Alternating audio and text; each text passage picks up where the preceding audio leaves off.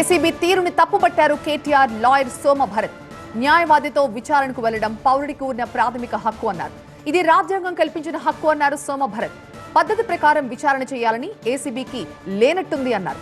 మాకు న్యాయ వ్యవస్థపై నమ్మకం ఉంది అంటున్నారు సోమ భరత్. ఏసీబీ అధికారులు తప్పుడు కేసు పెట్టారన్నారు భరత్.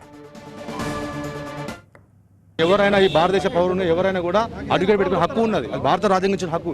ఈ కావాలని ఈ ప్రభుత్వం ఈ విధంగా వేధింపులను అక్కడ కేటీఆర్ సంబంధించిన అడ్వకేట్లు కూడా ఈ విధంగా వేధింపులు చేస్తాయి. ఇప్పుడు ఆయనకు లీగల్ గా అన్ని తెలవాలని లేదు కదా. వీళ్ళు పెట్టిన కేసులే అక్రమ కేసులు. ఈ సందర్భంలో లీగల్ తీసుకునే అవకాశం ఉంటుంది ఎవరికైనా. కోర్టు ఆర్డర్లో లేదని చెప్తున్నారు కదా వాళ్ళు. వాస్తవానికి కోర్టు ఆర్డర్ ప్రకారం మాకు వాస్తవానికి నాటు అరెస్ట్ కూడా మాకు ఉన్నది.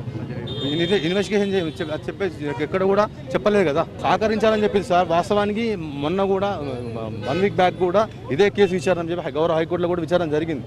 వీళ్ళే తొందరపాటుగా ఈరోజు తీసుకొచ్చి కావాలని ఎవరిని ఈ విధంగా ఇబ్బంది పెడితే ఒక మమ్మల్ని కూడా ఇబ్బంది పెడితే ఇది ఎక్కడ న్యాయం అండి? దీనిపైన మా సీనియర్ అడ్వకేట్లు దీనిపైన కోర్టులో కంపల్సరీ ఛాలెంజ్ చేస్తాం. ఎందుకంటే దీనికి సంబంధించినటువంటి ఏదైతే ఉన్నదో ప్రభుత్వం కావాలని కక్షపూరితంగా ఈరోజు ఈ యొక్క వేధింపులు, రాజకీయ వేధింపులు ఇవన్నీ కూడా ఆయన తనతో పాటు ఒక అడ్వకేట్ని తీసుకొని అక్కడి అడ్వకేట్ అనేది హక్కు, advocate assistance is right, fundamental right.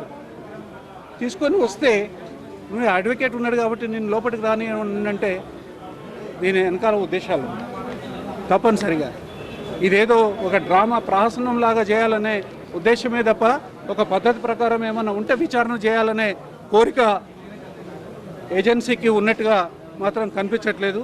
కాబట్టి ఏదైనా సరే మేము కోర్టుకి కోఆపరేట్ చేస్తాము.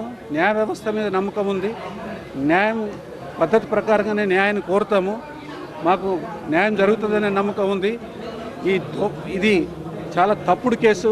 ఏ రకమైన నేరపూరిత చర్య లేకుంటేనే ఈ నేరాన్ని ఇవాళ ఎఫ్ఐఆర్ రిజిస్టర్ చేసి ఈ రకంగా వేధించే కార్యక్రమంలో భాగంగానే ఇవాళ మమ్మల్ని ఏసీబీ ముందుకు రానియలేదనేది నేను మీకు తెలియజేస్తా ఉన్నాను.